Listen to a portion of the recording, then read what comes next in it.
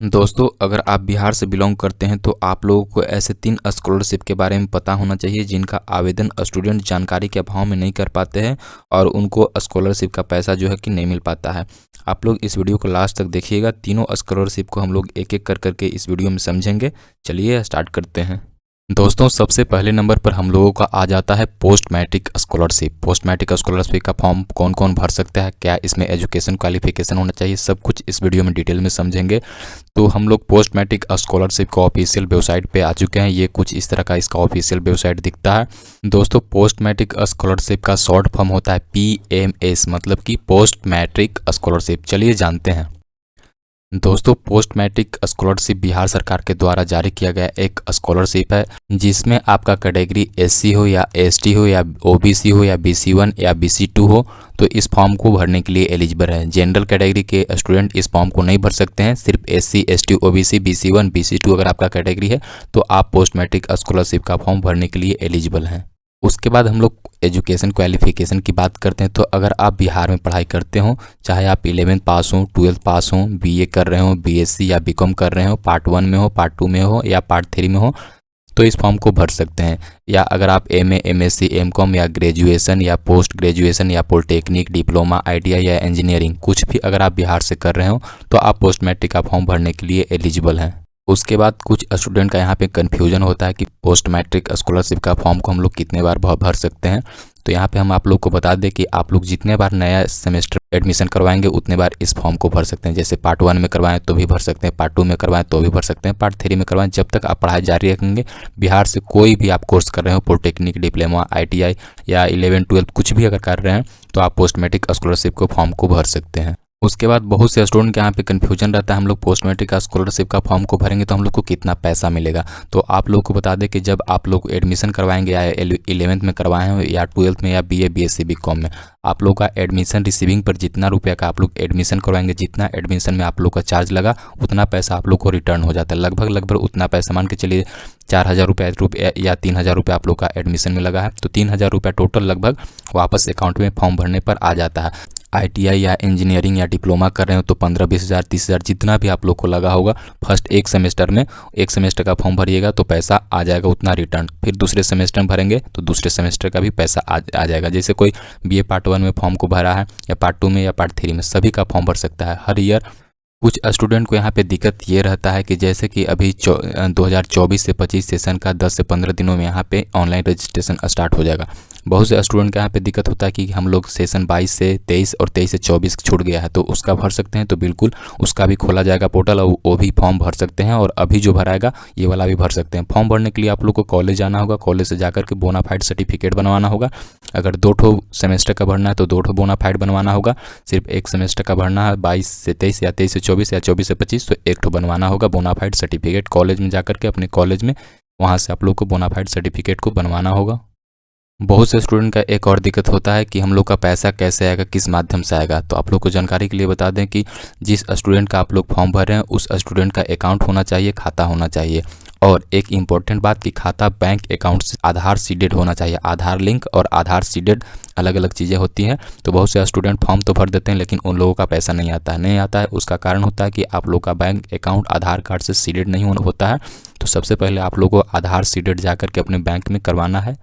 दोस्तों, post matric scholarship का भी फॉर्म भराना स्टार्ट नहीं हुआ है, 10 से 15 दिनों में स्टार्ट कर दिया जाएगा। यहाँ पे देखिए SC ST स्टूडेंट का यहाँ पे अप्लाई करने का लिंक है। यहाँ पे BC और EBC BC1 BC2 का यहाँ पे लिंक है। जैसे ही स्टार्ट होगा यहाँ पे रजिस्ट्रेशन आप लोगों को इन्फॉर्म कर देंगे। दूसरे नंबर पर हम लोग बात करते हैं मेधा सॉफ्ट स्कॉलरशिप। दोस्तों, मेधा सॉफ्ट के ऑफिशियल वेबसाइट के हम लोग होम पेज पर आ चुके हैं। यहाँ इसमें हम लोग नीचे आएंगे तो यहाँ पे देखिए 3 सेक्शन देखने को मिलता है। पहला में मुख्यमंत्री बालक बालिका प्रोत्साहन योजना, उसके बाद कन्या उत्थान योजना, उसके बाद मुख्यमंत्री मेधावर्ती अनुसूचित एवं अनुसूचित जनजाति योजना। तीनों के बारे में एक एक करके डिस्कस करेंगे। सबसे फर्स्ट में पहला नंबर पर हम लोग को ये डिस्कस करेंगे मुख्यमंत्री बालक या बालिका 10th पास प्रोत्साहन योजना।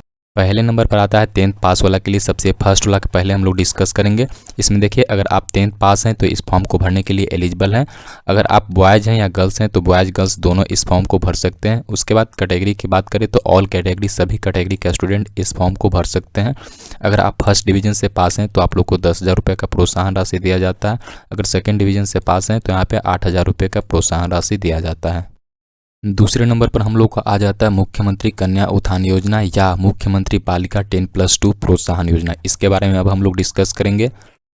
इसमें अगर क्लास 12 आप पास हैं तो इस फॉर्म को भर सकते हैं, और इस फॉर्म को सिर्फ लड़की लोग भर सकती है, सिर्फ गर्ल्स बॉयज़ लोग इस फॉर्म को नहीं भर सकते हैं, सिर्फ लड़कियां इस फॉर्म को भर सकते हैं। उसके बाद कैटेगरी की बात करें तो ऑल कैटेगरी, सभी कैटेगरी का स्टूडेंट इस फॉर्म को भरने के लिए एलिजिबल है।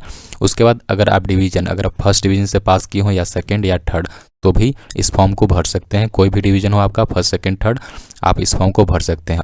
उसके बाद ऑल कैंडिडेट, अगर फर्स्ट डिवीजन से भी पास किए हैं या सेकेंड डिवीजन या थर्ड डिवीजन, तीनों को यहाँ पे 25,000 रुपया दिया जाता है। उसके बाद हम लोग यहाँ पे तीसरे नंबर पर आ जाता है मुख्यमंत्री मेधावृत्ति योजना अनुसूचित जाति एवं अनुसूचित जनजाति। इसके लिए यहाँ पे देखेंगे, अगर आप क्लास 12 पास हैं तो इस फॉर्म को भरने के लिए एलिजिबल हैं, और इस फॉर्म को सिर्फ गर्ल्स भर सकते हैं, लड़कियां भर सकते हैं, बॉयज़ नहीं भर सकते हैं। उसके बाद कैटेगरी की बात करें तो इस फॉर्म को सिर्फ SC और ST कैटेगरी के स्टूडेंट ही इस फॉर्म को भर सकते हैं। अगर आप फर्स्ट डिवीजन से पास हैं तो आप लोग को 15,000 रुपये का प्रोत्साहन राशि दिया जाता है। सेकेंड डिवीजन से पास हैं तो आप लोग को 10,000 रुपये का प्रोत्साहन राशि दिया जाता है। अगर आप लोग SC ST स्टूडेंट हैं, गर्ल्स हैं, तो आप लोग दोनों भर सकते हैं। फर्स्ट सेकंड थर्ड हैं तो 25,000 वाला तो भर ही सकते हैं। उसके बाद ये वाला भी भर सकते हैं। फर्स्ट डिवीजन है आपका तो 15,000 रुपया दिया जाता है, और अगर सेकंड डिवीजन है तो 10,000 रुपया दिया जाता है। SC ST से जो गर्ल्स बिलोंग करते हैं वो दोनों फॉर्म को भर सकते हैं, 25,000 वाला भी और 15,000 वाला भी। और उसके बाद हम लोग बात करेंगे कि इन तीनों स्कॉलरशिप का पैसा DBT के माध्यम से ही आता है, मतलब कि आप लोग का आधार बैंक अकाउंट से सीडेड होना चाहिए, तभी आपका पैसा आपके अकाउंट में आएगा। एक इम्पॉर्टेंट बात आप लोगों को बता दूं कि जो भी स्टूडेंट 10th या 12th 2022 से 2023 में पास किए हुए, या सेशन 2023 से 24 या 2024 से 25, जो भी स्टूडेंट इन सब फॉर्म को नहीं भरे थे उन लोगों का दोबारा से रजिस्ट्रेशन स्टार्ट कर दिया गया है, जिसका रजिस्ट्रेशन का लास्ट डेट है 20 दिसंबर 2024। यहाँ पे देख सकते हैं, इस फॉर्म को भी आप भर सकते हैं। ये तीनों फॉर्म को भी भरने के लिए अगर आपका भी छूट चुका है तो इस फॉर्म भर सकते हैं। इस फॉर्म को किस तरीके से भरना है स्टेप बाय स्टेप हम लोग बताए हैं। ऊपर आई बटन का लिंक पर क्लिक कर करके आप ये वीडियो को देख सकते हैं किस तरीके से ऑनलाइन फॉर्म को भरना है स्टेप बाय स्टेप। तीसरे नंबर पर हम लोग को आ जाता है NSP मतलब national scholarship portal. NSP scholarship के ऑफिशियल वेबसाइट पे हम लोग हैं। इसका इंटरफेस कुछ इस तरीके से दिखता है। इसका फॉर्म भरने के लिए कम से कम आप लोग के पास एजुकेशन क्वालिफिकेशन की बात करें तो क्लास 12 कम से कम आप पास हो। बॉयज़ या गर्ल्स इस फॉर्म को दोनों भर सकते हैं। उसके बाद कैटेगरी, सभी कैटेगरी के स्टूडेंट इस फॉर्म को भर सकते हैं, चाहे आप जनरल कैटेगरी से बिलोंग कर रहे हो या SC ST OBC BC1 BC2, सभी कैटेगरी के स्टूडेंट इस फॉर्म को भरने के लिए एलिजिबल हैं। उसके बाद इस फॉर्म को भरने के लिए क्लास 12 में आपका मार्क्स फर्स्ट डिवीजन तो आप पास कम से कम होना ही चाहिए। उसके बाद इस फॉर्म को भरने के लिए आप लोगों को क्लास 12 में 75% से ज़्यादा मार्क्स आप लोग का होना चाहिए। उसके बाद पैसों की बात करें तो 12,000 रुपये पर ईयर कर करके 3 साल तक 36,000 रुपया टोटल स्टूडेंट को दिया जाता है। उसके बाद एक इम्पॉर्टेंट इन्फॉर्मेशन आप लोग को बता दें कि NSP स्कॉलरशिप का फॉर्म भरने के लिए आप लोग को लिस्ट में नाम होना चाहिए। हर साल एक लिस्ट जारी किया जाता है, उस लिस्ट में अगर आप लोग का नाम है तो ही आप NSP स्कॉलरशिप का फॉर्म को भर सकते हैं। NSP स्कॉलरशिप का भी फॉर्म भरने के लिए आप लोग को कॉलेज जाकर कॉलेज से बोनाफाइड सर्टिफिकेट बनवाना होता है, तभी आप NSP स्कॉलरशिप का फॉर्म को ऑनलाइन अप्लाई कर सकते हैं। दोस्तों, बिहार में जब भी कोई भी स्कॉलरशिप का फॉर्म भराता है उसका जानकारी हमारे चैनल के माध्यम से समय समय पर दिया जाता है। जब भी कोई भी अपडेट आता है, चाहे पोस्ट मैट्रिक स्कॉलरशिप हो या मेधासॉफ्ट कन्या उत्थान योजना हो या NSP स्कॉलरशिप हो, सभी जानकारी का नोटिफिकेशन समय समय पर पाने के लिए हमारे चैनल को सब्सक्राइब कर लीजिएगा। मिलते हैं एक नए वीडियो के साथ। Thank you.